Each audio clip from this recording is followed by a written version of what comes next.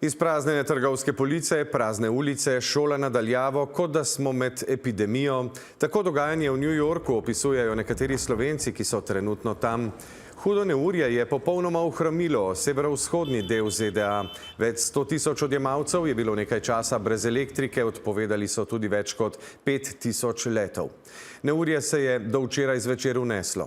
Glede na prva poročila naj bi terjalo tudi 20 smrtnih žrtev. Leja Hrovat.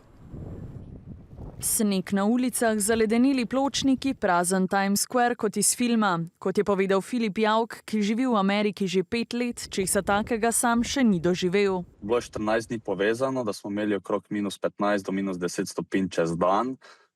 Zdaj ta vikend je pa bilo, po 9 uri sploh nismo smeli iti na cesto, so prav, kot da je bila covid ekvacija, da smo mogli biti spet v hiše zaprti. Kot nam je zaupal Jon Jelerčič, ki živi na Long Islandu, je bila situacija najbolj dramatična prav v trgovinah.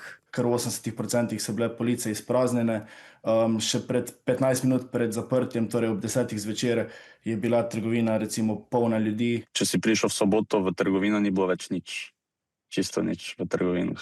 Odpovedali so pouk, veliko ljudi je delalo od doma, ustavili so tudi celoten javni promet. Velika škoda je zaradi podrtih dreves in izpadov elektrike. V New Yorku se trenutno nahaja tudi naša novinarska kolegica Iva Maurič. Prvi v New Yorku so sirene, vsi trobijo, kričijo, gužva je. Zdaj stojim na sredini ceste. V nedeljo zvečer smo dobili obvestilo, da prihaja snežni metež in da so razglašene izredne razmere. Razglasil jih je župan New Yorka, na telefone smo dobili obvestilo okoli 8 zvečer.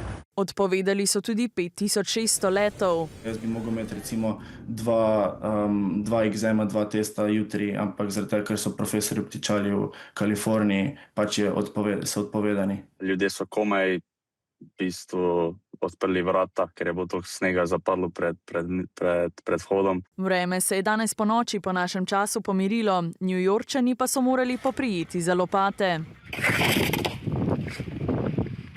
Župan je ljudi dejansko pozval k kidanju snega in jim ponudil za to tudi denarno nagrado in se vidi, da so New Yorkčani kar stopili skupaj, ker v trenutku, ko je nehalo snežiti, so bile ulice že praktično pokidane. Čeprav naj bi se najhujša nevihta že polegla, oblasti pričakujejo, da bodo posledice odpravljali še več dni.